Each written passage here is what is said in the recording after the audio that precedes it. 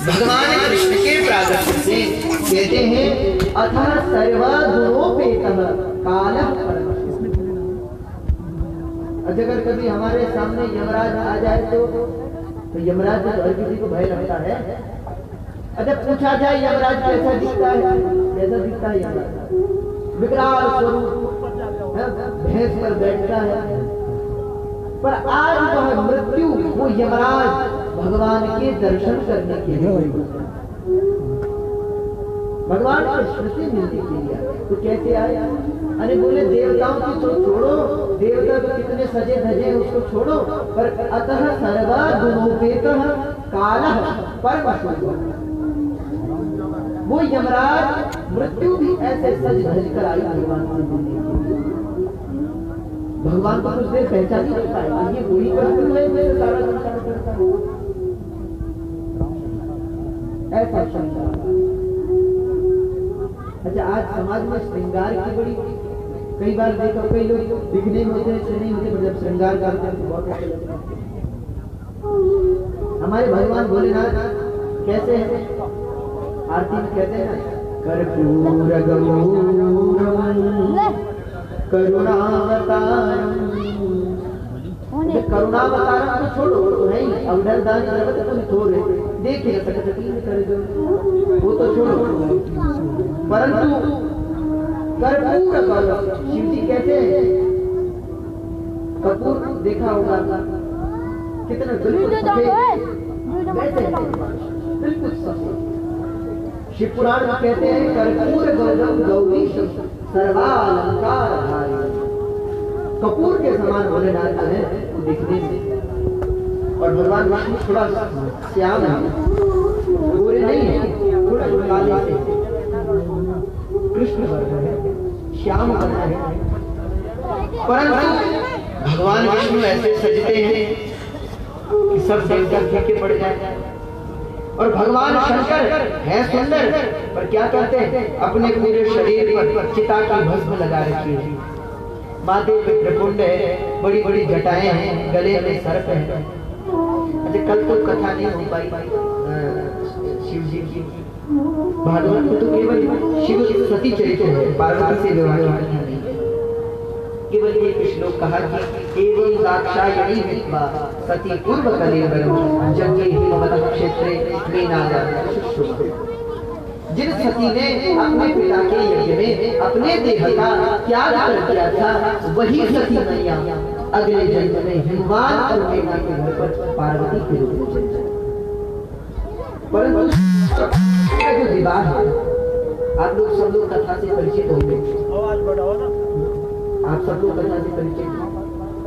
जब शिवजी और पार्वती जी का विवाह हुआ, तो जब शिवजी बारात लेकर आते हैं, अगर शिवजी विवाह नहीं करना चाहते, पर सब देवताओं ने सोचा कि अगर इनका विवाह नहीं होगा तो पुत्र नहीं होगा, और पुत्र ना हुआ तो तारकासुर को कौन मारेगा? इसलिए बहुत समझाया मनाया शिव जी को। भगवान विष्णु तो यहाँ से कहते हैं कि अब विनती मम सुनो शिवा जो पर निज नेहु जाय विवाह सहल जही यह महिमा गेहु देहु। भगवान विष्णु कहते हैं हे भोलेनाथ, सारी दुनिया मुझसे मांगती है, पर अब विनती मम सुनो शिवा, पर अब मैं आपसे मांगने आया हूँ, विनती करता हूँ। शिव जी ने कहा प्रभु माता पिता प्रभु के वाणी बिन विचार करिए शुभ जान। आप कहने में विनती करता हूँ, पर मेरा मानना ये है कि प्रभु माता पिता गुरु और भगवान इन चार की बातें बिना सोचे समझे मान लेनी चाहिए। इसलिए माता पिता प्रभु के वाणी बिन विचार करिए शुभ जानी। तो क्या विनती है आपकी? आप विनती नहीं, आप आज्ञा कीजिए। तब भगवान ने कहा शिव जी अगर आप हमसे प्रेम करते हैं तो जाइए पार्वती से विवाह कर लीजिए। तो शंकर भगवान कहते हैं कि वैसे ही उचित नहीं है, परंतु आपके वचन को मैं मिटने नहीं दूंगा। जैसा तो सब देवताओं ने जबरदस्ती शिव जी का विवाह कराया, और जब देखा कि शिव जी मान गए, बारात जाने को तैयार हुए, जो सब देवता कैलाश पहुंचे कि चलो दूल्हे को लेके चले। तो क्या देखते हैं? बोले यहाँ तो सब भूत प्रेत। अच्छा, किसी व्यक्ति को अगर कोई अच्छा व्यक्ति सजाएगा तो वो अपने जैसा सजाएगा। अब शिव जी को सजाने वाले कौन है? भूत और प्रेत। अब वो तो ऐसे श्रृंगार करें जैसा अपना करते हैं। अंग अंग में सर्प बांध दिए, पैरों में सांप, गले में सांप, हाथों में सांप, ऐसा वेश बना दिया। यहाँ तक कि एक भूत ने कहा, प्रभु वैसे तो हम विवाह में नहीं गए। पहले तो भूत लोग रुके हुए थे कि कोई देवता तैयार करने आएगा शिव जी, पर जब कोई आया नहीं, एक भूत ने कहा, प्रभु ऐसा है हम विवाह में कभी नहीं गए, पर हमने सुना है। क्या? बोले जब विवाह होता है तो जो दूल्हा है वो सेहरा पहनता है सिर पे, तो कहाँ से लाए? तो बोले उसकी व्यवस्था तो है नहीं। तो जो छोटे छोटे सांप थे पकड़ लाए, शिव जी की जटा में बैठ गए।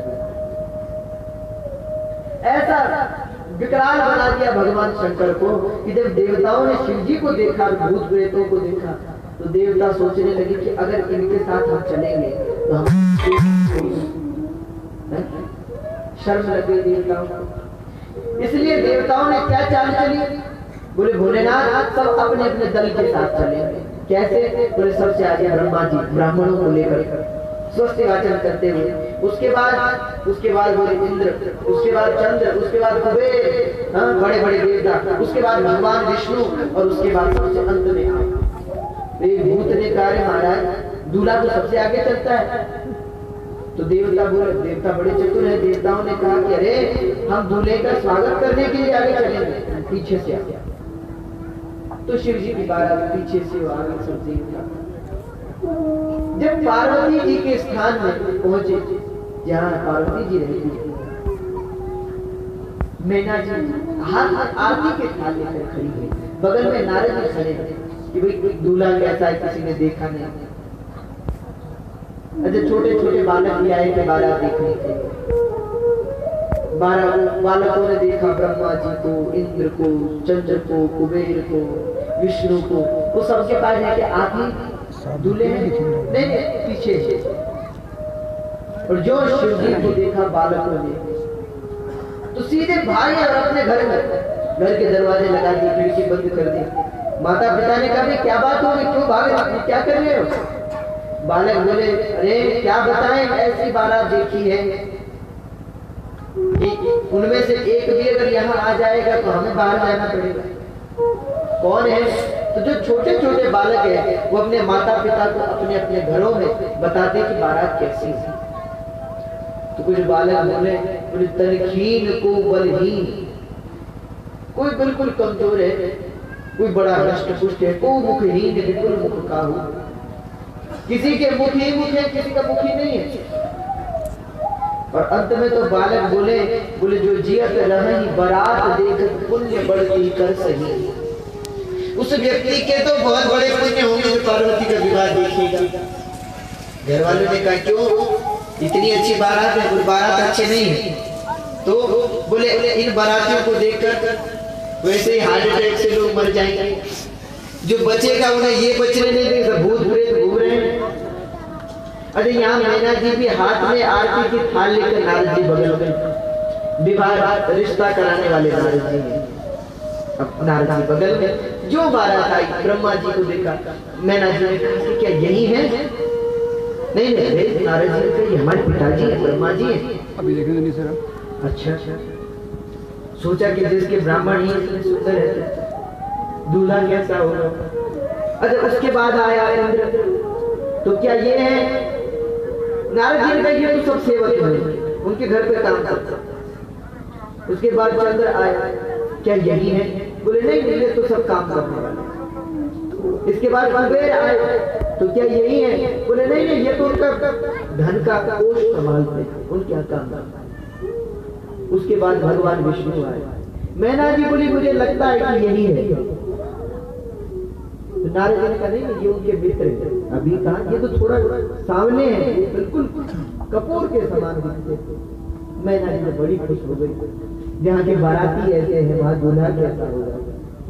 और जो भगवान शंकर आए, और शंकर जी आते थे बैल पर उल्टे बैठे थे, जिधर के लिए बैल की गर्दन है, सिर है नंदी का, उस तरफ के लिए पीठ, उल्टे बैठे बैल। किसी ने कहा कि अरे आप उल्टे क्यों बैठे?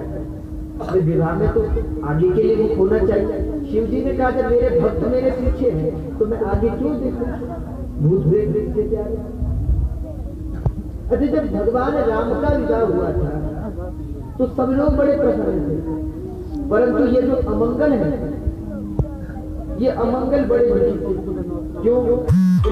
तो मंगल आदि है, इनके विवाह में हम कैसे जाएं? तो सब प्रसन्न थे, ये अमंगल है। भगवान शंकर ने पूछा इनसे, भैया क्यों रो रहे, क्या बात हो गई? तो अमंगलों ने कहा कि प्रभु भगवान राम के विवाह में सब सम्मिलित होंगे और हम ही सम्मिलित, फोन से कनेक्ट करो मैंने। अच्छा, हम ही सम्मिलित नहीं। शिव जी ने कहा चिंता न करो, जब मेरा विवाह होगा तो मैं तुम सबको बुलाऊंगा। तो आज भूत प्रेत यक्ष बड़े बड़े सब विवाह। तो भगवान शंकर का जो स्वभाव है, इसीलिए कहा करुणावतारम, करुणा के मानो अवतार ही है शिव। इसलिए तुलसी जी विनय पत्रिका में लिखते हैं कि जीवन में कभी भी कुछ मांगना हो किसी और से मत मांगना, भगवान शंकर से मांगना। क्यों? क्योंकि शंकर जी कैसे हैं? जांची ये गिरिजापति काशी, जास भवन अणिमा दिखदासी। अणिमा की सिद्धियां जिनके घर पर दासी बनकर रहती है, ऐसे और अब डर दान इधर थोड़े देखिए सकस दीन कर वो भगवान शंकर के पास कोई जाए और रोए तो भोलेनाथ से देखा नहीं।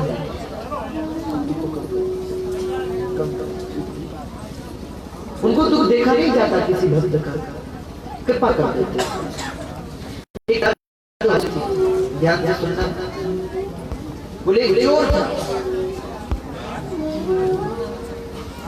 पूरे गांव में घूमा, आज चोरी करने को कुछ मिला नहीं, तो बड़ा परेशान हो गया, क्या करेंगे? तो गांव के बाहर एक शिव जी का मंदिर था, शिवालय था, शिव जी के पास पहुंचा। अच्छा, जाता लक्ष्मी नारायण के मंदिर में तो सोने चांदी हीरे मोती के कुछ गहने मिल जाते, हाथ लग जाते, पर गया भी कहाँ? शिव जी के मंदिर। अब वहां क्या हुआ? शिव जी के मंदिर में भोलेनाथ शिवलिंग और बस, और कुछ नहीं। सोचने लगा कि आज खाली हाथ घर जाना पड़ेगा। ऊपर दृष्टि पड़ी, आपने देखा होगा शिव जी के ऊपर एक तांबे का कलश होता है, उसे पानी गिरता रहता है शिव जी पर।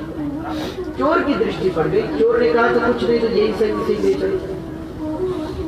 चोर क्या है? उसको तो चोरी करने से मतलब नास्तिक, क्या भगवान क्या मनुष्य।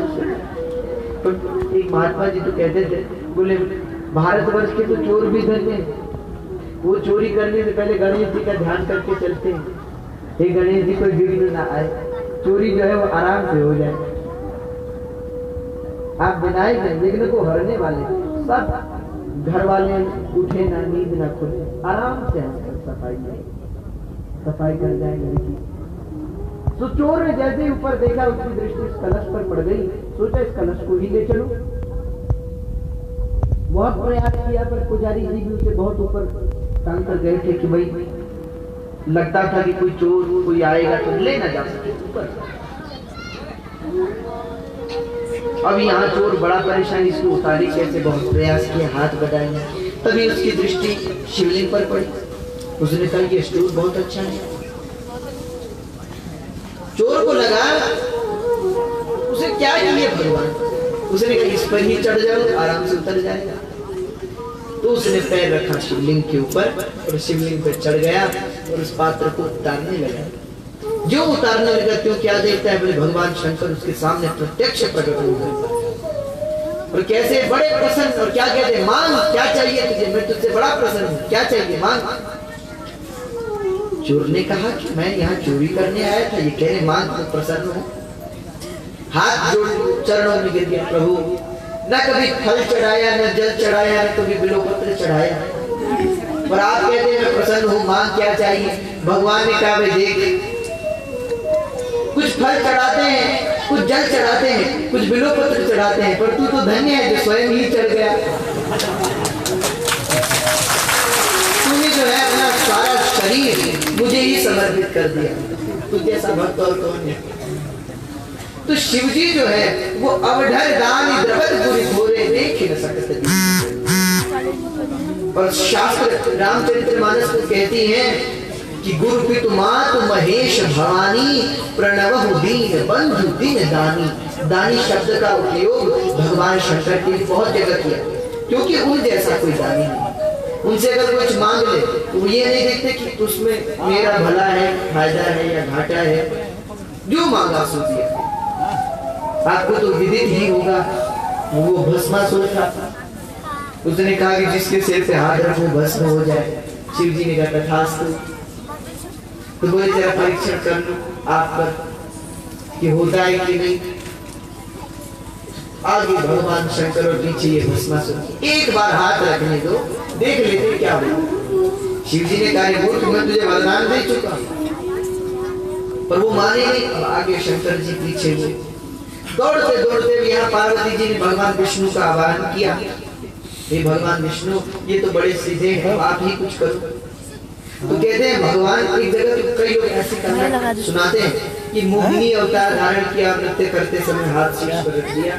जबकि भागवत जी में ऐसी कथा है कि भगवान विष्णु ने एक छोटे से ब्राह्मण का रूप धारण कर लिया, बटुक ब्राह्मण, छोटे से बालक, और एक वृक्ष के नीचे ध्यान से होकर बैठ गए। अच्छा, शिव जी तो कुछ आगे चल पड़े, वो पीछे से वो भस्मासुर आ रहा है। जैसे ही उसे भगवान ने देखा तो भगवान बोले भस्मासुर रुक जा। कभी ने मेरा नाम कैसे पता? तो भगवान ने उसकी सारी कथा उसे सुना दी, उसके पूर्वजों का नाम गिना दी कि तू तो उस वंश का है। उसने हाथ जोड़े, महाराज आपको कैसे पता? भगवान ने कहा त्रिकाल किए, सब जानते हैं। चलो महाराज कहने, अच्छा बैठ जाओ। किसके पीछे भाग रहे हो? भस्मासुर बोला शिव जी के पीछे। बार-बार उन्होंने हमें वरदान दिया है और हम उसका परीक्षण करना चाहते हैं। तो उस ब्राह्मण के रूप में भगवान बोले कि भस्मासुर, कहीं तुझे वो ही वरदान तो नहीं दिया जो मुझे दिया था? क्या? बोले जिसके सिर पे हाथ रखोगे वो भस्म हो जाए, ऐसा तो नहीं कहा। भस्मासुर ने कहा कि हाँ, ऐसा ही वरदान कहा है। तो भगवान ने कहा है वो शिव जो है वो बहुत झूठ बोलते हैं। दिक्कत नहीं यहाँ बार-बार क्या भरोसा उसका? शमशान में भूतों के साथ रहता है। मैं तो रोज सुबह अपने सिर पे हाथ रखता हूँ, मुझे कभी कुछ नहीं हुआ। तो घर जा रखा नहीं, तुझे विश्वास नहीं होता? भस्मासुर बोले क्या पता वरदान सत्य हो। भगवान के सिर पे हाथ रख के देख ले अपने सिर पे। भस्मासुर ने कहा कि अगर मैं भस्म हो गया तो भगवान ने कहा एक बात, भस्म किससे होते हैं? तो भस्मासुर ने कहा कि आग, अग्नि से भस्म हो जाते हैं। तो बोले अग्नि तो दूर से भी उसका ताप मिलता है, भाई आपने आग जलाई तो दूर ही खड़े हैं तो उसकी गर्माहट मिलती है। तो जरा सिर के थोड़ा ऊपर रख, अगर कुछ गर्म लगे तो समझ लेना कि वरदान सच्चे है। उसने ऊपर हाथ रखा। भगवान बोले कुछ लग रहा है? बोले महाराज कुछ नहीं लग रहा। तो थोड़ा नीचे रख, नीचे रख। अब कुछ लग रहा है? नहीं महाराज कुछ नहीं लग रहा। बोले अब तो रख ही दे, कुछ नहीं है। भस्मासुर ने कहा लगता है सच में कुछ नहीं है। जैसे सिर पर हाथ रखा तुरंत तो भस्म हो गया। तो कई ऐसे भगवान शंकर बड़े अवतार में तो दान की बड़ी महिमा है। आज जो नंद जी हैं, ऐसा लगता है मानो मां लक्ष्मी ही गोकुल में आकर बैठ गई। चारों ओर दही, दूध, माखन, मिश्री फैला हुआ है। सोना चांदी ऐसे पड़ा है, कोई उठाने को तैयार नहीं। नंद जी इतने आनंदित हैं पुत्र जन्म से, इतनी प्रसन्नता। कहते गोपः परस्परम दृष्ट्वा दधीषि जगतां मोहि। दही दूध से होलियां खेल रहे हैं बाल बाल। अरे दान की भी बड़ी महिमा। कई लोग ऐसे हैं जो दान नहीं कर पाते। एक व्यक्ति घर वालों ने बड़ा कहा कि भाई तुम कभी कुछ दान नहीं करते, कुछ दान किया करो। तो जब सब घर वालों ने कहा तो उसके मन में आया कि भाई आज तो दान करके ही आऊंगा। भगवान के मंदिर में पहुंचा, हनुमान जी के मंदिर मंगलवार का दिन, बड़ी भीड़। उसने 1 रुपए का सिक्का हाथ में लिया, बोले आज तो इसे चढ़ा कर ही आऊंगा, तब तक घर नहीं आऊंगा। तो हाथ में 1 रुपए का सिक्का रखा, मुट्ठी बिल्कुल बांधनी कि कहीं फिसल न जाए। गया भी कहा हनुमान जी के मंदिर में, उस दिन मंगलवार, बड़ी भीड़। तो कम से कम एक 1.5 घंटे बाद उसका नंबर आया हो, मुट्ठी उसने खोली, फिसल गया, गिर गया कस के। जो हनुमान जी के पास पहुंचा, प्रणाम किया, चढ़ाने की बारी आई तो हाथ खोले तो देखा कि बहुत देर से हाथ उस बंद रखा था, तो हाथ में पसीना लग गया। तो हनुमान जी से बोले हनुमान जी अब हम क्या करें कि 1 रुपए का सिक्का भी रो रहा है कि हमें मत दो, इसकी भी इच्छा नहीं है, कोई बात नहीं, फिर जेब में रख ली। तो ये भी हमसे दूर नहीं, ये रो रहा है कि हम दूर नहीं जाना चाहते। तो दान की महिमा बड़ी है। कलयुग में तो एक ही चरण पर धर्म है, दान नाम के चरण पर। तो आज नंद जी बड़े प्रसन्न हैं। यहाँ नंद जी मथुरा जाते हैं कंस का कर देने के लिए, और कंस ने सब असुरों को बैठाया है कि जरा मेरा वह काल, क्योंकि माया ने कहा है कि वो जन्म ले चुका है। असुरों को बिठाया, बातचीत होने लगी कहाँ होगा। तभी पूतना ने कहा कि भैया आप चिंता न करो, मैं जाऊंगा। कंस ने कहा तुम तो जाओगी, पर पहचानोगी कैसे? पूतना ने कहा भैया उस बालक का जन्म अष्टमी तिथि को हुआ। किस दिन हुआ? अष्टमी को। और आज कौन सी तिथि है? यानी वो बालक आज 6 दिन का होगा। तो 6 दिन के जितने भी बालक हैं उन सब बालकों को मैं मार डालूंगी, तो उन बालकों के साथ वो बालक भी मर जाएगा। कंस बड़ा प्रसन्न हुआ, पूतना वेश बदल कर चली। पर आज ब्रजमंडल में जहां भी जाती है एक ही चर्चा सुनती है, क्या कि नंद जी का पुत्र बड़ा सुंदर है। हर जगह एक ही चर्चा, हर गोपी एक ही कृष्ण नाम का गान करती है, नंद जी का पुत्र बड़ा सुंदर है।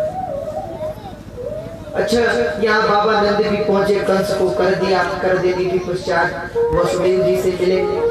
वसुदेव जी ने कहा कि नंद जी गोकुल में संकट आने वाला है, आप गोकुल जाइए। तो नंद जी ने सोचा कि वसुदेव जी कभी असत्य नहीं बोलते, तो एक बार हमें चलना चाहिए। तो उन्होंने हनुमान जी का स्मरण करते करते यहाँ बाबा नंद गोकुल की ओर चल पड़े। पूतना पहुंच गई है गोकुल, जहाँ न तहाँ कृष्ण चर्चा सुनी, इसलिए सोचा बोले आज पहले नंद भवन ही जाना चाहिए और वहां उस बालक का अंत करना चाहिए। ऐसा उसने सोच लिया। उसे क्या पता कि जिसे मैं मारने जा रही हूँ वो मेरा काल है, वही मेरी मृत्यु। पूतना गई आज वेश बदल कर नंद भवन में, माँ यशोदा को प्रणाम किया। यशोदा जी से कहा मैया तेरे लाला के दर्शन करने के लिए आई हूँ। माँ यशोदा अंदर ले गई, पूतना को एक जगह बिठाया। पूतना ने कहा मैया क्या आपके पुत्र को गोद में ले लूं? माँ यशोदा ने कहा नहीं बहन, अभी वो सोया है, उसे आराम कर दे। इतना सुनते ही पूतना एक किनारे बैठ गई कि तभी एक ग्वाल ने माँ यशोदा को आवाज लगाई, मैया जरा बाहर आना, कुछ काम है। अब मैया तो बाहर चली गई। पूतना ने देखा कि इससे अच्छा समय हमें नहीं मिलेगा। तत्काल पूतना ने भगवान कृष्ण को भगवान पालने में भूल गए, भगवान को उठाया, स्तनपान कराने लगी पूतना। भगवान ने सर्वप्रथम किया, फिर दुग्धपान किया और अब पूतना के प्राणों को पीने लगे। पूतना ने देखा कि अब तो प्राण संकट में आ रहे हैं, तब पूतना आकाश में उड़ गई और आकाश में उड़कर चिल्लाने लगी, सामुंचमुंचालमिति प्रभाषिणी निष्विद्ययामानखिलजीवकर्मणि विवृत्तनेत्रे चरणौ भुजौ प्रश्विन्नगात्राचिपटो जयन्तः। पूतना चिल्लाने लगी,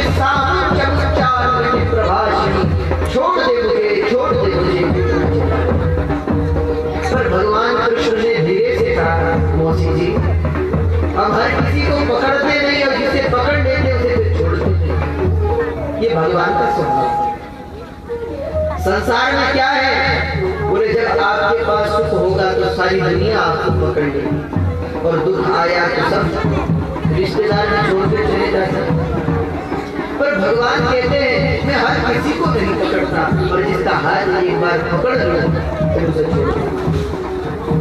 आज भगवान ने पूतना के प्राणों का पान किया और पूतना आकाश से गिरकर धरती पर गिरा।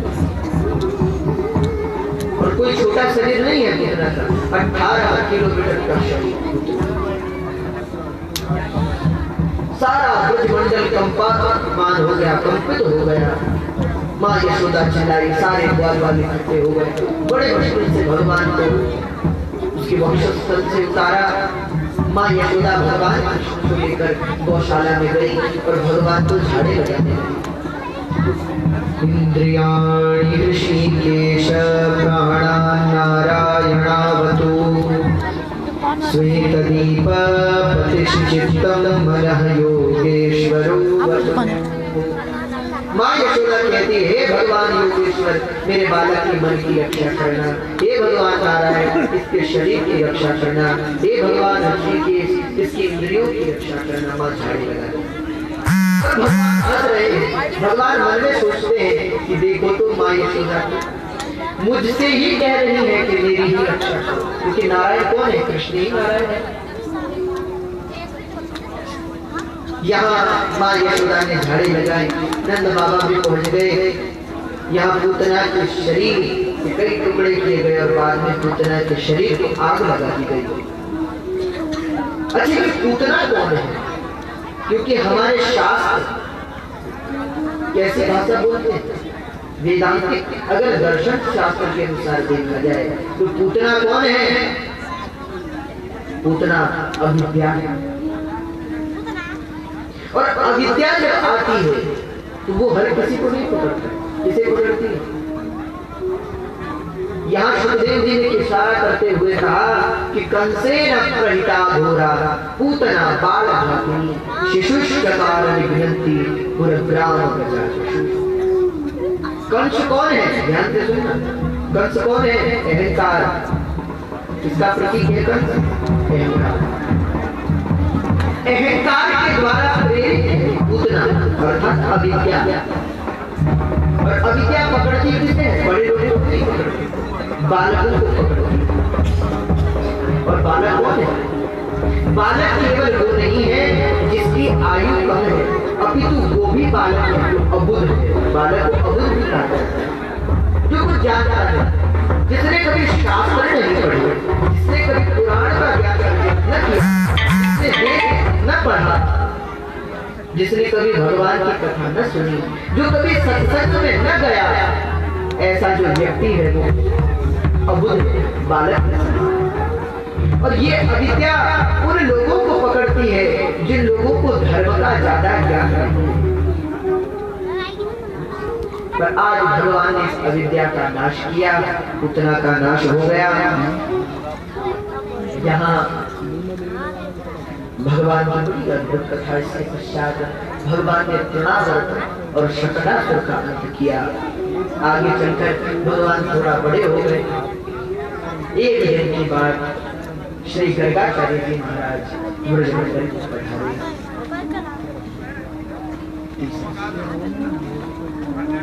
गर्गाचार्य जी महाराज पधारे ब्रजमंडल में।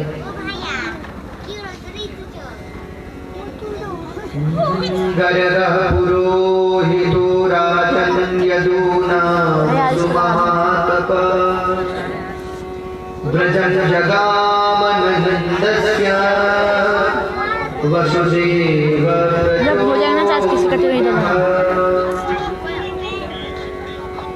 आज श्री गर्गाचार्य जी महाराज ब्रजमंडल में पधारे हैं। गर्गः पुरोहितो राजन् यदूना सुमहातप। यादवों के गुरु गर्गाचार्य जी ब्रजमंडल में आए। यहाँ नंद जी ने अपने बालक का हाथ दिखाया। महाराज इसके बारे में, जब से इस बालक का जन्म हुआ तब से संकट 6 दिन का था तो पूतना आ गई। अब कुछ आप ही कीजिए। गर्गाचार्य जी ने कहा इसका नाम क्या रखा?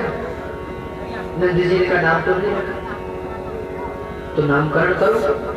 नंद जी ने कहा महाराज आप आ ही गए हैं तो और किसी को क्यों बुलाए, आप ही नामकरण कर दीजिए। आज गौशाला में गर्गाचार्य जी महाराज भगवान का नामकरण करने जा रहे हैं। अच्छा, भगवान का कोई नाम नहीं, भगवान को अनामी भी कहा जाता है, जिनका कोई नाम नहीं। भक्त जैसा नाम भगवान का रख देते हैं, भगवान उसे स्वीकार कर लेते हैं। अभी आप देखें कि भारत में भी अनेक जगह भगवान को अनेक नामों से बुलाया जाता है। कहीं विठल भगवान को कहते हैं, कहीं बांके बिहारी कहते हैं। हमारे यहाँ भगवान कृष्ण को भी नागराज के रूप में पूजा जाता है। तो भगवान का कोई नाम नहीं है, भक्त जो नाम रख देते हैं भगवान से स्वीकार कर लेते हैं। एक बार की तो कथा भी कि तुलसीदास जी ने भगवान की बहुत सेवा की तो भगवान प्रकट हो गए। तुलसी जी मांगो क्या चाहिए? तो तुलसीदास जी ने कहा कि प्रभु मैं आपका एक नाम रखना चाहता हूँ। भगवान ने कहा क्या नाम रखना चाहते? तुलसी जी ने कहा कि प्रभु मैं आपका नाम पतित पावन रखना चाहता हूँ। भगवान ने कहा ठीक है, तुम आज से हमें पतित पावन कहना, आज से हमारा नाम पतित पावन। भगवान ने कहा कुछ और भी कहना था, तुलसीदास जी ने कहा तो हम चले। तुलसी जी ने कहा ठीक है आप जाइए, पर मेरा एक प्रश्न है। भगवान ने कहा बोलो क्या प्रश्न है? तुलसीदास जी ने कहा कि प्रभु आपका नाम पतित पावन तो पड़ गया, पर अगर कल के दिन किसी व्यक्ति ने आपसे पूछ लिया कि पतित पावन का अर्थ क्या है तो आप क्या कहोगे? भगवान ने कहा पतित पावन का अर्थ है जो पतित को भी पावन कर दे। तुलसी जी ने कहा बिल्कुल ठीक है, तो आपने किस पतित को पावन किया है? भगवान ने कहा अब तक तो नहीं किया। तुलसी जी ने कहा कि मुझसे बड़ा पतित इस संसार में आपको नहीं मिलेगा, मुझे पावन कर दो और अपना नाम जो है वो पतित पावन कर दो। तो नाम की भी बहुत महिमा है। कल हम सब लोगों ने चर्चा की कि राम न सकई नाम गुण गाई, राम से भी बड़ा राम जी का नाम।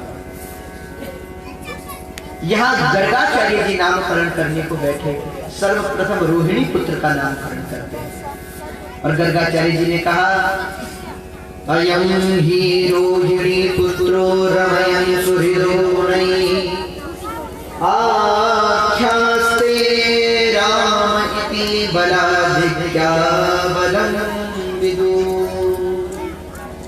नामकरण करते हुए गर्गाचार्य जी कहते हैं बोले हे रोहिणी जी आपका ये पुत्र है इसलिए इसका एक नाम रोहिण्य होगा। गर्भ से आकर्षण किया है इसलिए एक नाम शंकर्षण होगा। और बहुत सीधा साधा है इसलिए राम इति इसका नाम राम होगा। परंतु बल बहुत है इसीलिए इसका नाम बल राम होगा, तो नाम रखा बलराम। अब नंद जी ने भगवान को आगे कर दिया, गर्गाचार्य जी ने अपनी गोद में ले लिया, भगवान का नामकरण करने लगे। तो आइए हम लोग भी भगवान के नामकरण में सम्मिलित हो। दिव्य गर्गाचार्य जी नामकरण करते हैं। नामकरण मुनि अवसर जानी,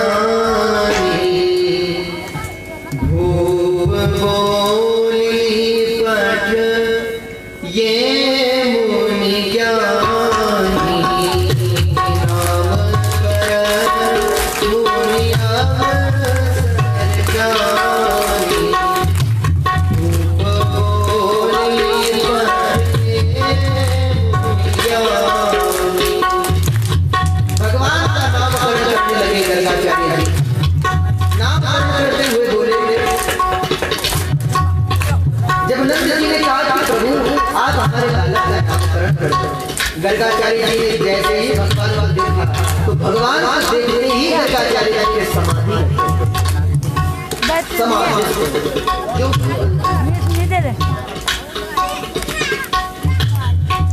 गर्गाचार्य जी ने कहा कि तुम कहते हो इसका नाम रखो, पर क्या नाम रखो? एक नाम हमको नाम रखो, इनके तो अनंत नाम, इनके नाम ना तो पूरी विष्णु सहस्त्र नाम। कहते यस्य स्मरणमात्रेण जन्म संसार बंधना विमुच्यते नमस्तस्मै विष्णवे नमः सर्वभूतानां आदिभूताय भूते अनेकरूपरूपाय विष्णवे प्रभवे। एक नाम हो यहाँ तो जो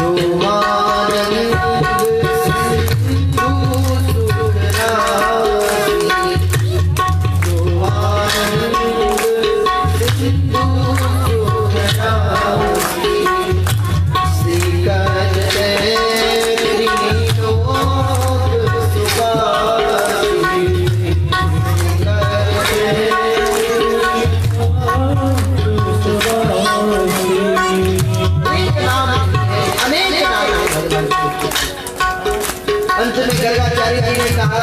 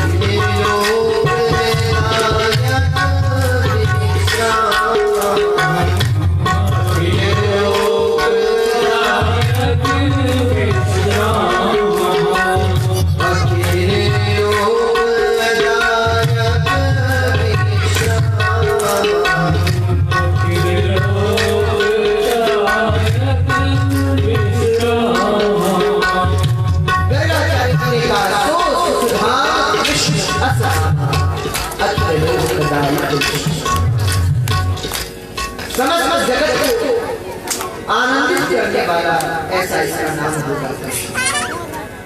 और व्याकरणाचार्य भगवान कृष्ण के नाम का अर्थ करते हुए कहते हैं कृष्ण जो शब्द है वो व्याकरण में कृष्ण धातु से उत्पन्न हुआ। कृष्ण धातु से अच्छा कृष्ण धातु दो अर्थ में आती है, एक कर्षण के अर्थ में और एक आकर्षण के अर्थ में। कर्षण में भी कृष्ण धातु का प्रयोग होता है और जहाँ आकर्षण की बात होती है वहां भी कृष्ण धातु लिया जाता है। तो यहाँ जो भगवान का नाम है कृष्ण, आरंभिक शब्द है कृष्ण और फिर है न और न में व्याकरणाचार्य में भेद नहीं। न और न को एक समान ही माना जाता है। तो कृष्ण अर्थ है, कृष्ण का अर्थ है जो समस्त जगत को अपनी ओर आकर्षित कर लेता है। कैसे बोले हठात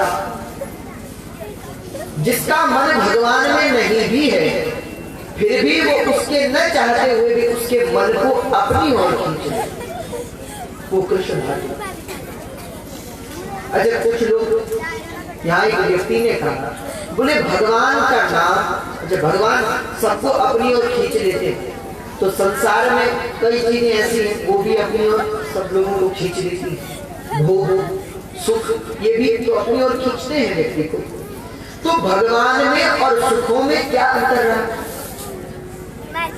भाई भगवान कहते हैं कि सर्वधर्मान् परित्यज्य मामेकं शरणं व्रज।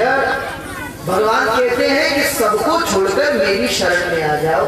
जब भगवान भी जीव के हृदय को आकर्षित कर रहे हैं और समाज के सुख भी अपनी ओर जीव के हृदय को आकर्षित करते हैं तो हम जगत को छोड़कर भगवान के पास क्यों जाएं? तो यहाँ जो अंत में ऋणकार है वो आनंद का सूचक है। बोले संसार में ऐसी बहुत सी चीजें हैं जो व्यक्ति को अपनी ओर आकर्षित करती है परंतु उनमें आनंद नहीं है, उनमें सुख नहीं है और सुख है भी तो क्षणिक कुछ क्षण का। पर भगवान का जो नाम है वो कैसा सुख देने वाला है? वो सुख नहीं देता, वो आनंद देता है। यहाँ ऋणकार है वो आनंद का सूचक है। इसलिए व्याकरणाचार्य कहते हैं जीवानां हृदये आकर्षयति। जीवों के हृदयों को जो अपनी ओर आकर्षित कर ले वो कृष्ण है। यहाँ भगवान कृष्ण का नामकरण संस्कार हुआ। नामकरण संस्कार के पश्चात भगवान धीरे धीरे बड़े होने लगे। अब तो भगवान ब्रजमंडल में घूमते हैं इधर से उधर, पूरे ब्रजमंडल में। एक दिन भगवान का एक मित्र, उसका नाम है मनसुख। भगवान ने पूछा भैया नाम क्या है? उसने कहा महाराज मनसुख। भगवान ने कहा तो ना मनसुख है ना तनसुख है, इतना कमजोर क्यों है?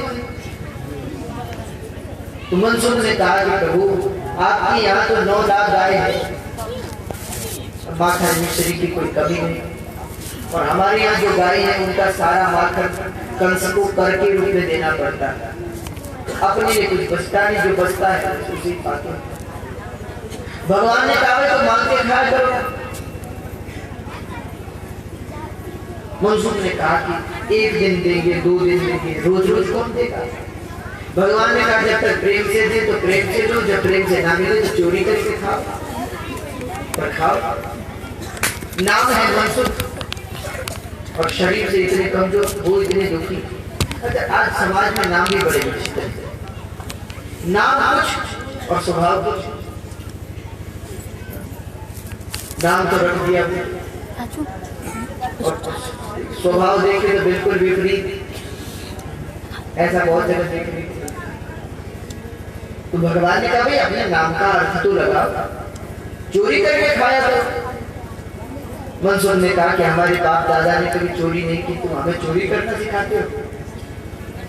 भगवान ने बहुत उपदेश दिया कि नहीं, इस माखन पर तो हम बालकों का अधिकार है, ये तो हमारा हक है, और हक हिस्सा अगर प्रेम से न मिले तो फिर जबरदस्ती भी ले लेना चाहिए। कई बार बंटवारा हो जाता है, लोगों घर में हिस्सा लगता है। आपने देखा होगा परिवार जब अलग अलग होता है तो हिस्सा लगता है। एक जगह तो 2 भाई थे, दोनों बंटवारा हो गया। बड़ा वाला तो बड़ा बुद्धिमान था, छोटा वाला सीखा। अब जब बंटवारा हुआ, हिस्सा लगा,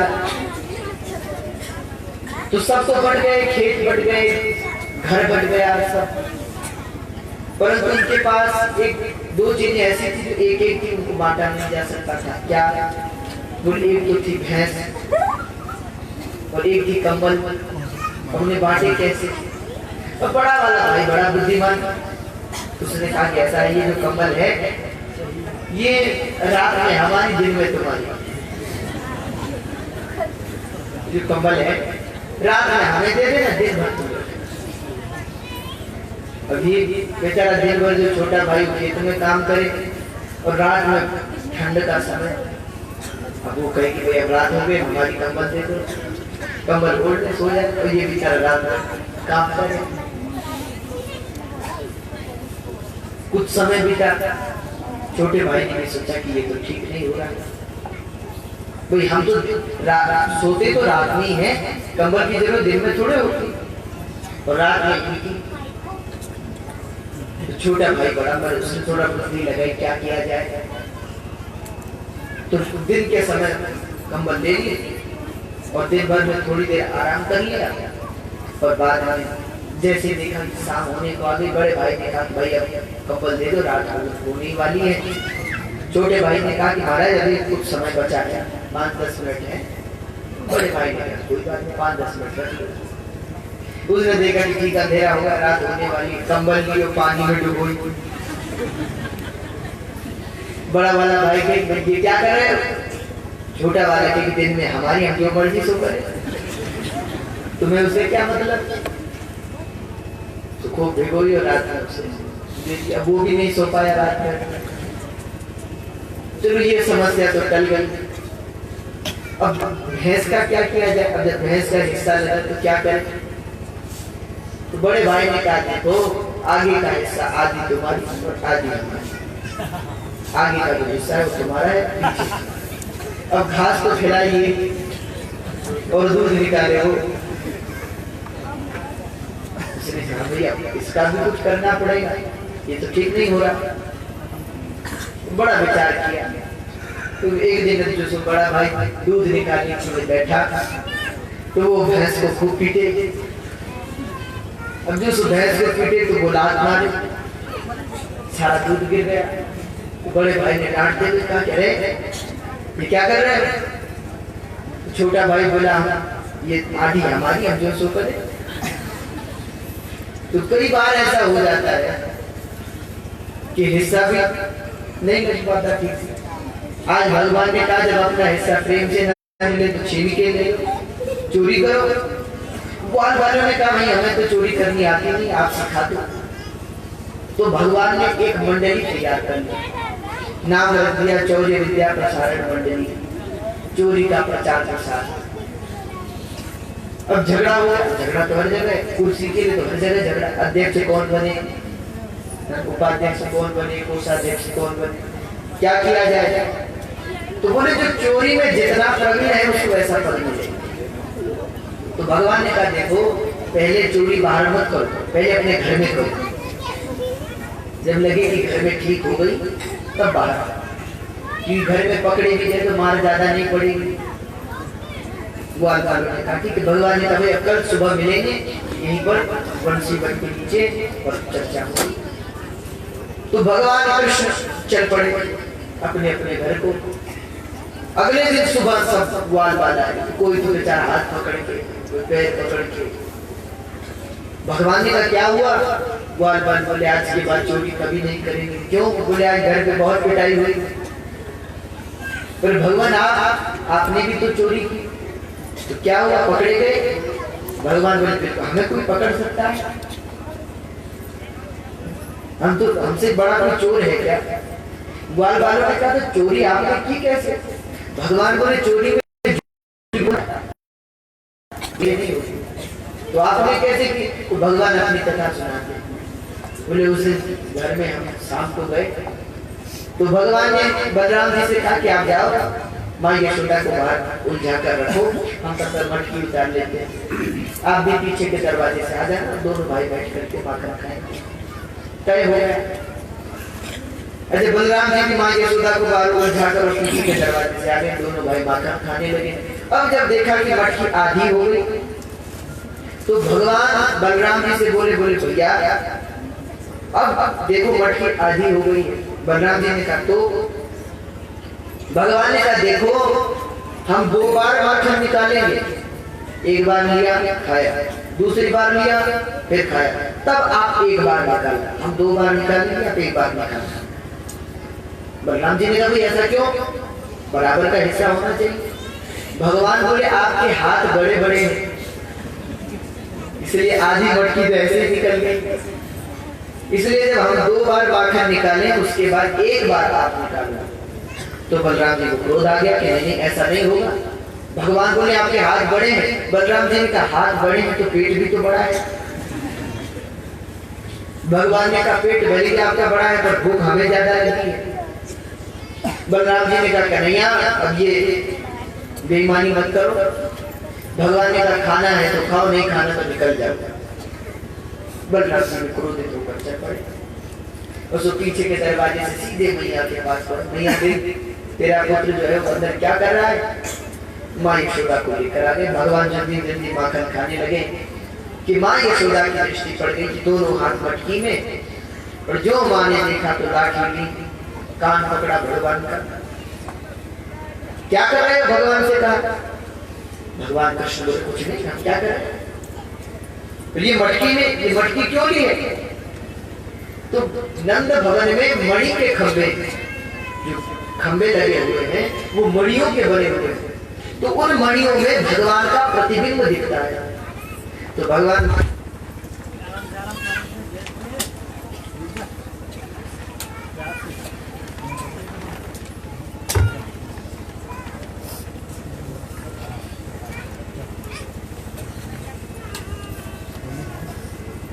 तो भगवान का जो प्रतिबिंब है वो शीशे में दिख रहा है, मणियों में दिख रहा है।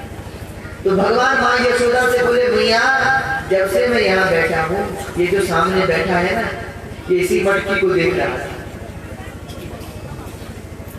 मैया ने कहा तो बोले हमें पकड़ के रखिए कि ये खाए ना। मैया ने कहा अच्छा तो ये हाथ मटकी के अंदर क्यों डाले हैं? भगवान बोले मैया क्या बताऊं, आपने मेरे हाथों में पद्मराग मणि के कड़े पहनाए और जब धूप इन पर पड़ती है तो ये गर्म हो जाते हैं, और तुम ही कहती हो कि माखन ज्यादा नहीं खाना चाहिए, माखन ठंडा होता है। तो हमने सोचा कि अब इस कड़े गर्म हो जाते, हमारा हाथ जो है वो जलने लगता है, तो हम ठंडे ठंडे माखन डाल देते। मैया ने कहा चलो हाथ डाल, पर ये मुख पे क्यों लगा है? भगवान ने कहा लगता है वो, और जहाँ माखन वहाँ मक्खियाँ, उनको शायद उनको भगाने के चक्कर में हाथ मुंह पे लग गया और हमने माखन नहीं खाए। तो भगवान ग्वाल बालों से कहते हैं, ग्वाल बालों चोरी में तो झूठ भी बोलना पड़ता है। तो भगवान को बना दिया अध्यक्ष और पूरे ब्रजमंडल में चोरियां होना आरंभ हो गई। जो भगवान ने चोरियां करना आरंभ किया तो सारी गोपियां शिकायत लेकर माँ यशोदा के नंद भवन में पहुंचती और माँ यशोदा से भगवान कृष्ण की शिकायत करने।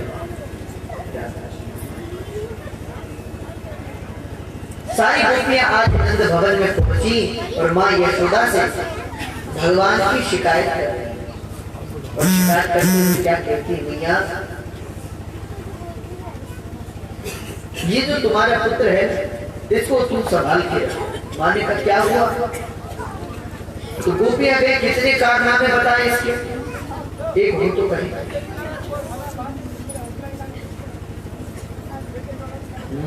वत्सान मुंचन पचिद समये क्रोश संजातः सः। हे माँ क्या कहूँ तुम्हारे पुत्र के लिए? गोपियां शिकायत करते हुए कहती हैं,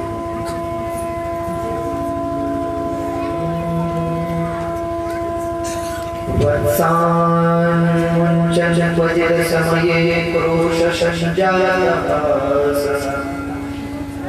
स्तेयं स्वात्यददिवयः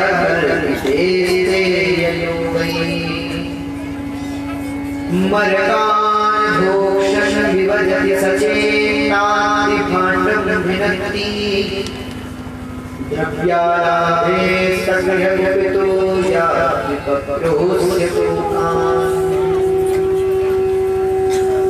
गोपियां शिकायत करते हुए माँ यशोदा से कहती है, मैया तुम्हारा तो ये पुत्र है वत्सान मुंचन, ये हमारे घरों पर आता है और बछड़ों को खोलकर चला जाता है। माँ ने कहा इसमें गलत क्या है? मेरा बालक ठीक करता है। तुम लोग गाय का सारा दूध दो लेती हो, बेचारा बछड़ा जो है वो भूखा है, और दूध पर पहला अधिकार बछड़े का, जब वो तृप्त हो जाए तब जो बचे उसे धोना चाहिए। ठीक करता है मेरा पुत्र। एक बोली चलो कोई बात नहीं, वत्सान मुंचन क्वचित समय क्रोश संजातः और स्तेयं स्वात्यदधिपयः। स्तेय ये हमारे घरों में आता है और माखन चुरा के खा जाता है। मैया ने कहा गोपी अगर तेरे घर पर मेरा लाला एक मटकी माखन खाए तो तू मेरे घर से 4 मटकी माखन ले जा, और मेरे लाला का बदनाम न करना। इतना सुनते ही गोपियों ने कहा क्या करें? तो बोली मैया तुम्हारा पुत्र अकेला आए ना तो हमें अच्छा लगता, पर ये अकेला नहीं आता, सारी टोली को लेके आता है, सारी ग्वाल बाल। माँ ने कहा ये तो मेरे लाला का सद्गुण है। क्यों? बोले कोई भी वस्तु अकेले नहीं खानी चाहिए, मिल बांट के खानी चाहिए। गोपियों ने कहा चलो खुद खाए, ग्वाल बालों को खिलाए, पर बंदरों को क्यों खिलाता है? मरकान मुख से। तब तो इतना सुनते ही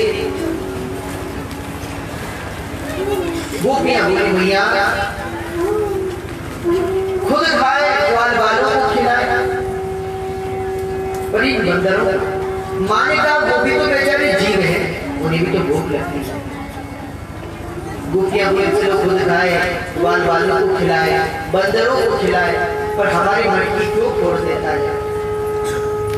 माँ ने कहा तो ऊपर पर छीटे पे टांग के रखो, भाई तुम इधर उधर रख देती हो, अरे छोटा सा बालक किसे क्या पता ये आता है मटकी फोड़ देता है।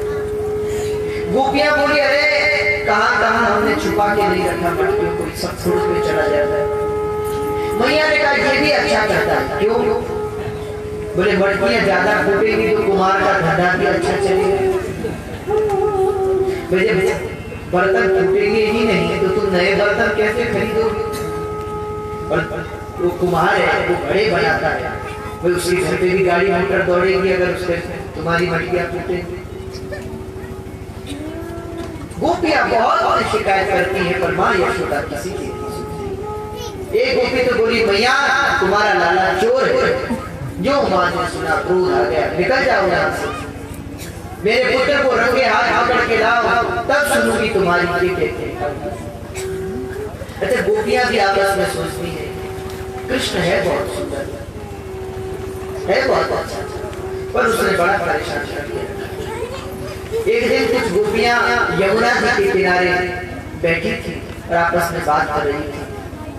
अरे कृष्ण तो सब माखन खा जाता, कुछ बचता ही नहीं। एक ने कहा जैसा भी है बड़ा सुंदर। उन्हीं के साथ एक गोपी बैठी थी, उसका नाम प्रभावती था।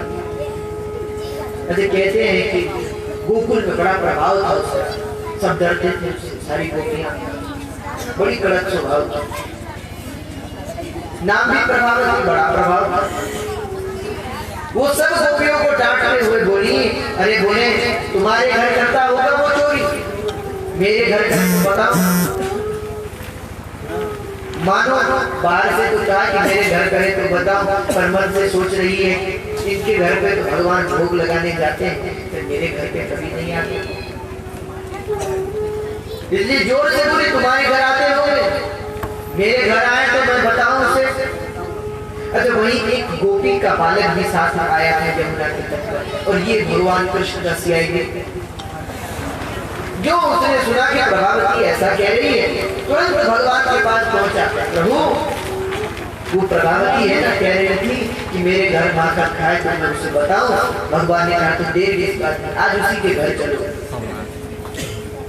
सब ग्वाल बाल को लेकर भगवान उसके घर पहुंचे, खूब माखन खाया और माखन खाने के बाद बहुत सा माखन बच गया। ग्वाल बाल बोले प्रभु अब भागो, आर्निंग वाली हो। भगवान ने आंख बंद करके देखा, कुछ नहीं अभी नहीं, उसे समय लगेगा। भगवान को सब जानते। अच्छा तो क्या करें, तो माखन तो खा लिया, पेट भी भर लिया, चलना चाहिए। भगवान बोले देखो जिसके घर का अन्न खाया है उसका कुछ काम तो करना ही चाहिए, तो क्या काम करें प्रभु? भगवान बोले देखो इसके घर पर गाय के गोबर का लेपन अच्छे से नहीं हुआ है, तो बोले माखन बहुत सा बचा है, तो पूरे घर में ग्वाल बाल में बैठ गए, पूरे घर में वो माखन लगा दिया, लेपन कर दिया माखन से, और एक खाली घड़ा दरवाजे में छोड़ दिया। और भगवान बोले अब छिप जाओ, अब देखो क्या होता है। सब छिप गए। इतने में प्रभावती आई। अच्छा जब घड़े सिर पर होता है ना घड़ा, तो नीचे दृष्टि नहीं पड़ती, सिर ऊपर रखना पड़ता।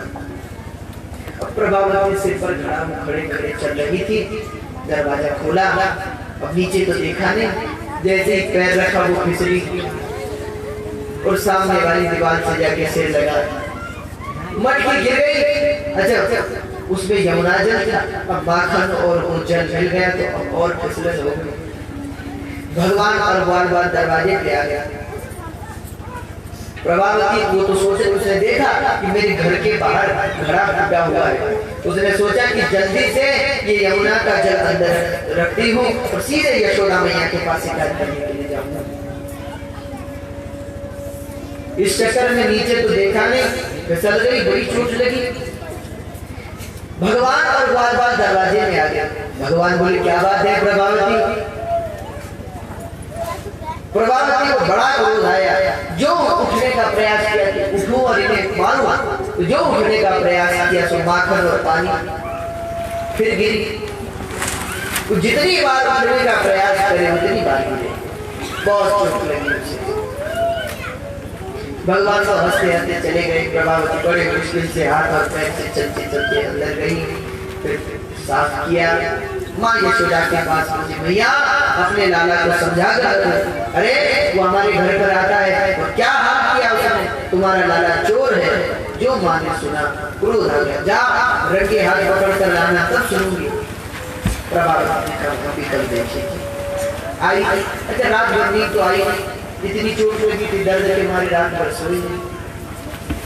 प्रातः काल हुआ, प्रभावती ने ताजा ताजा माखन निकाला और अपने देवर से कहा कि भैया देवर जी हम तो जा रहे हैं यमुना जी जल भरने के लिए, तुम घर का ध्यान रखना, अभी ताजा ताजा माखन निकाला है, घर का ध्यान रखना। तो ठीक है ऐसा ध्यान रखिए। अच्छा प्रभावती जानती थी कि ये भी कृष्ण के साथ मिला हुआ है, तो देवर के सामने तो मुख्य दरवाजे से दूर गई, पर जो देवर ने कहा कि ताजा माखन निकाला है भगवान को बुला कर लाता। प्रभावती ने देखा कि देवर चला रहा है, वो पीछे के दरवाजे खिड़की से अंदर गई और अंदर ही चुपचाप बैठ गई कि अब आए तो बताओ। अच्छा देवर ने कहा कि प्रभु आज हमारे घर पर चलो, भोग वही पाओ प्रसाद। भगवान ने कहा वहां कल भी तुम्हारे घर पर गए और प्रभावती जो है बड़ी सतर्क होगी। देवर बोला किस बात की सतर्क, इतनी चोट लगी है कि अब सोचेगी भी नहीं सतर्कता के बारे में। वो तो यमुना जी जल भरने गई और आज तो दुगना समय लगेगा आने में, क्योंकि चोट लगी बड़ी धीरे धीरे आएंगे। चलो भगवान चलो, भगवान आए, दो ग्वाल वालों को दरवाजे पर खड़ा कर दिया, दो को मुख्य गेट के बाहर पर उसमें खड़ा कर दिया। बोले प्रभावती जी के तो सीटी बजाना, सुन जाएंगे भागेंगे। अच्छा प्रभावती ने सोचा कि देखिए तो ये माखन उतारते कैसे, बहुत ऊपर हमने तो लटका कर रखा। तो भगवान ने देखा ऊपर लटका है तो नीचे 5, उन पर 4, 4 पे 3, 3 पर 2, 2 पर भगवान सबसे ऊपर चढ़ गए ग्वाल वालों। जैसे ही नीचे से श्री रामा ने आवाज लगाई प्रभु मटकी पकड़ ली, भगवान ने कहा हाँ पकड़ ली। इतने में प्रभावती आगे, रुक जाओ अभी बताती हूँ। तो अंदर ही बैठे, अब सब तो भाग गए पर भगवान वही लटक गए। तो अब न नीचे न ऊपर। प्रभावती बोली, मन में सोचा कि ऐसे दर्शन तो मंदिर में भी नहीं होते, भगवान मटकी पे लटके। भगवान से बोली रुक जा, तेरी माँ को यही बुला कर लाती हूँ, आज वो भी तो देखे तेरे कारनामे। भगवान बोले अरे प्रभावती क्या पता तो मुझे यही छोड़ के चली जाए और मेरे भीतर आकर फिर मुझे उतार ले, और फिर मेरे हाथों में बड़ा दर्द हो रहा है, मुझे उतार ले और 7 महीने के चर्चा रंगे हाथ तो ये देखो हमारे घर से पकड़ कर लाए, तो तेरी इच्छाएं पूर्ण हो जाएगी। प्रभावती ने कहा ये ठीक है, हाथ बढ़ाए आ जाओ। भगवान बोले प्रभावती गिराना मत। प्रभावती बोली जो कल मैं गिरी उसका क्या। भगवान ने कहा जो हो गया सो हो गया, जो हो गया उसके लिए क्या चिंता करनी, जो हो रहा है उस पर ध्यान दे। प्रभावती ने भगवान को उतारा, हाथ पकड़ लिया और चल पड़ी माँ यशोदा के हाथ। और रास्ते में जो भी मिले उससे कहे जानते हो मेरा नाम क्या है, मेरा नाम प्रभावती है, देखो इसे पकड़ कर ले जा रहे रंगे हाथ पकड़ कर। इसकी माँ मानती नहीं है ना, यशोदा मैया बार बार मना करती है मेरा लाला चोट नहीं है, आज इसे रंगे हाथ पकड़ कर ले जाए। जो भी मिले उसे कहे मेरा नाम प्रभावती, मेरा नाम प्रभावती, मेरा नाम प्रभावती। सबसे देखो किसे पकड़ कर मेरा नाम प्रभावती लगी है। कुछ दूर चले और पीछे ग्वाल बाल धीरे धीरे आ रहा है। मन में सोचा कि आज तो हमारा सरदार ही पकड़ा गया, अब क्या होगा। धीरे धीरे चल रहे थे। भगवान ने प्रभावती से कही प्रभावती क्या तुझे शर्म नहीं आती। प्रभावती ने क्यों शर्म हमें क्यों आए, तुम्हें आज चोर है। प्रभावती ने भगवान बोले बात वो नहीं है, देख बड़े बुजुर्ग हैं घूंघट तो डाल दे। तो वृंदावन में घूंघट डालने की परंपरा है, वहाँ घूंघट डालते हैं। प्रभावती ने कहा ये ठीक है पहली बार। तो उसने घूंघट डाल दिया, चले जो भी मिले उसे मेरा नाम प्रभावती है, पकड़ लिया इसको। गोपियां बड़ी प्रसन्न होगी, आज तक खूब पिटाई हुई। अच्छा भगवान ने कहा कि देख प्रभावती तूने मेरा हाथ बड़े कस के पकड़ा है, बड़ा दर्द हो रहा है इस हाथ में, दूसरा वाला पकड़। तो प्रभावती को दूसरा हाथ दे दिया, पर अपना ने उसके देवर का हाथ पकड़ा दिया। तो अपने आप चुपचाप पीछे से सीधे यशोदा जी के पास पहुंच गए। माँ आज रोने लगे, भगवान नटवर लीला में ऐसे करे, रोने लगे, आंसू बहने। माने का क्या हुआ? भगवान बोले माँ मुझे इस गोकुल में नहीं रहे। क्यों? अरे बोले सब गोपियां मुझे चोर चोर कहती हैं, और मुझे चोरी करने की क्या जरूरत है? मेरे घर पर तो 9 लाख गाय हैं। माने का तभी तो मैं लोगों की नहीं सुनती, तू क्यों रोता है? भगवान बोले क्या नहीं सुनती? अभी एक गोपी चिल्लाते हुए आई मेरे घर चोरी का, मैं तेरे साथ बैठा हूं। माने का आने दे, उसे सब बताऊंगी। भगवान ने को भड़का दिया, और यहाँ प्रभावती भी अपने देवर का नंदा माँ यशोदा ने भी भगवान का हाथ पकड़ा और बाहर को चली। प्रभावती ने घूंघट डाला है और अपने देवर का हाथ पकड़ा है। यहाँ भगवान कृष्ण को लेकर माँ यशोदा है। प्रभावती बोली तुम हमें को कहती थी, माँ यशोदा आप कहती थी कि मेरा लाला चोर नहीं है, पर देख लिया, ये देखो यहाँ रंगे हाथ पकड़ कर लाई मुझे। माँ समझ रही ये कह क्या रही? अरे प्रभावती तू घूंघट हटा, ध्यान से देख। प्रभावती बोली घूंघट हटाने से क्या ये बदल जाएगा? रंगे हाथ मेरे घर पर चोरी करते हुए पकड़ा जाए। माँ ने सोचा क्या कहूं इसे? अरे प्रभावती तू घूंघट को हटा, नंद जी नानी तू घूंघट हटा। प्रभावती ने घूंघट हटाया, जैसे क्रोध लौटकर बोली भैया, इतने में भगवान बोले प्रणाम प्रणाम। सामने देख ये यहाँ कौन है जिसे खींच कर ला रहे हैं? तो देखा मगर अपना ही देवर, कुछ ना बोल सकी बेचारी, समझ गई कि क्या हाथ बदलने वाली बात की गड़बड़ हो गई। माँ ने कहा प्रभावती इतना काम क्यों करती है? लगता है कि मेरे कन्हैया से इतना प्रेम करती है, तुझे हर बालक में मेरा ही बालक लगता है। बैठ, तुझे जलपान कराती है, इतना काम मत किया कर, कुछ ना बोली। माँ ने कहा प्रभावती ने कहा बस हो गया, अब तो चले अपने घर को। चल पड़ी प्रभावती अपने घर को। रास्ते में ग्वाल बाल बोले क्या हुआ?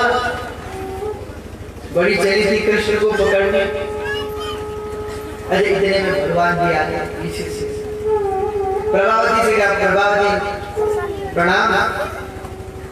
हाँ तो क्या कह रहे हैं कि मेरा नाम प्रभावती, मेरा नाम प्रभावती। प्रभावती बोली इस बार तो बच गया, अगली बार नहीं छोड़ो।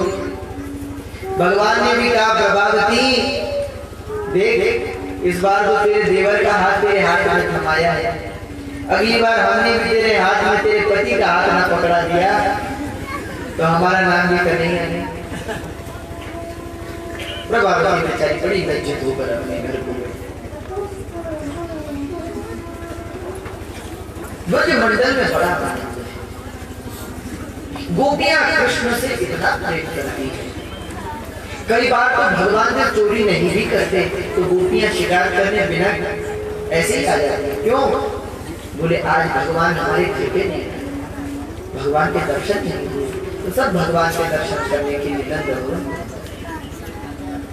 माँ यशोदा से कहती भैया हम पीठ पीछे बुराई नहीं करते, उस कन्हैया को भी यहाँ बुलाओ, उसके सामने बात किसी बहाने भगवान के दर्शन हो जाए।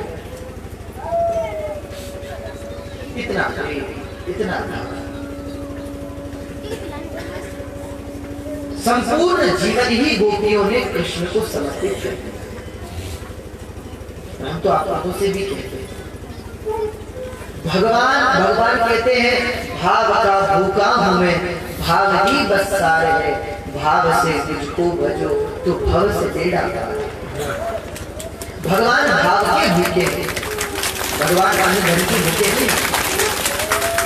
तुम भाव से नाम लोगे तो सुनेंगे, भाव से कथा सुनोगे तो सुनेंगे।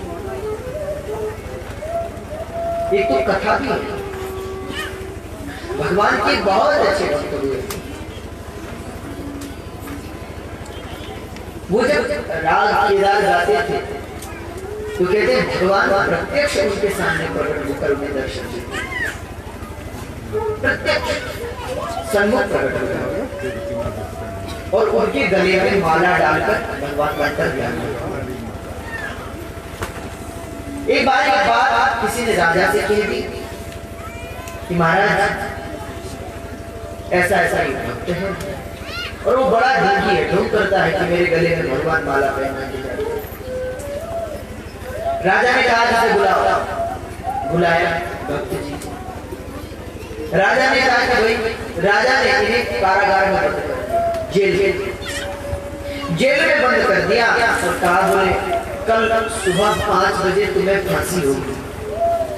अगर कल सुबह 5 बजे तक भगवान तुम्हारे गले में माला डालकर नहीं गए तो कल तुम्हें फांसी पे लटका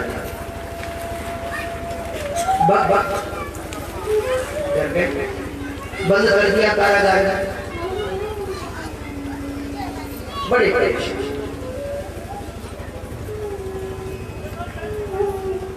क्या करें। अच्छा, भक्त के आज हमेशा भगवान ने मानो अपना प्राइवेट नंबर दिया था कि भाई जब भी तुम राग केदार गाओगे हम प्रकट हो जाएंगे। पर आज राग केदार का नहीं गा सकते, क्यों?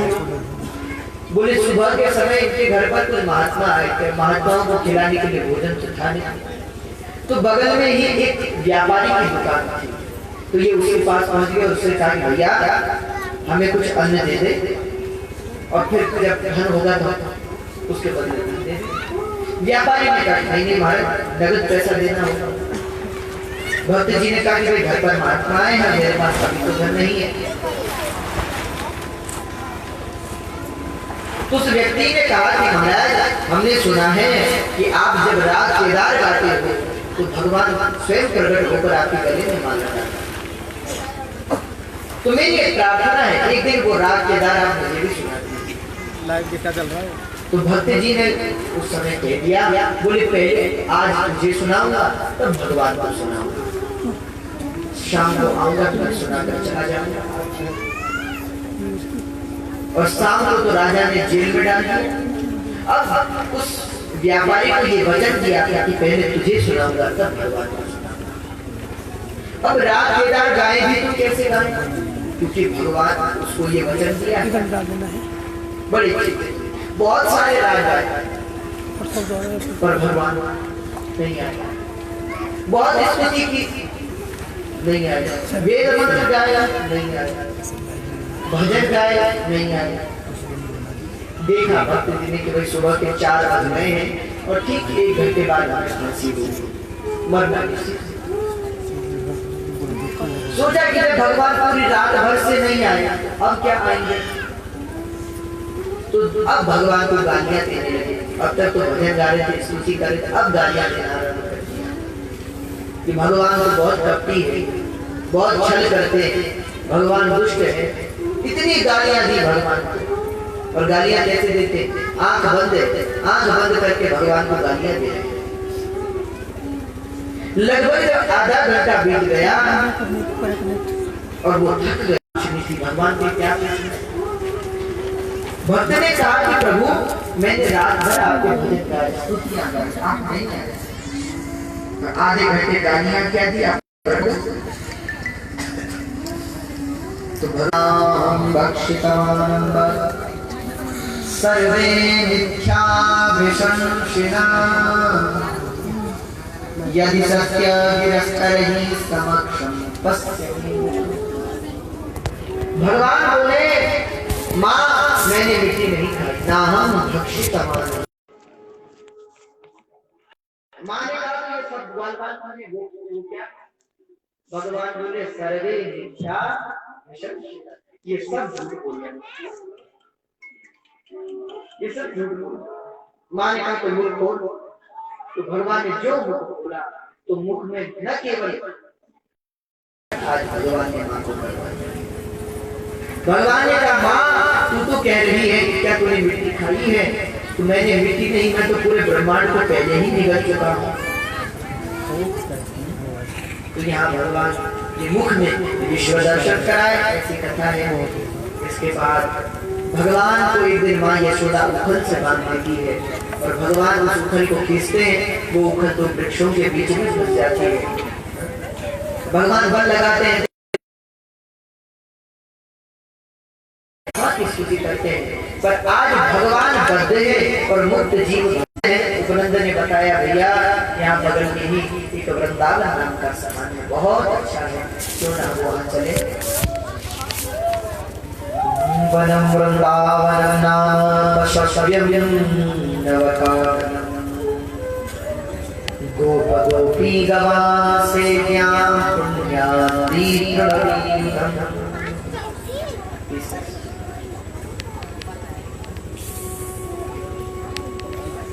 आज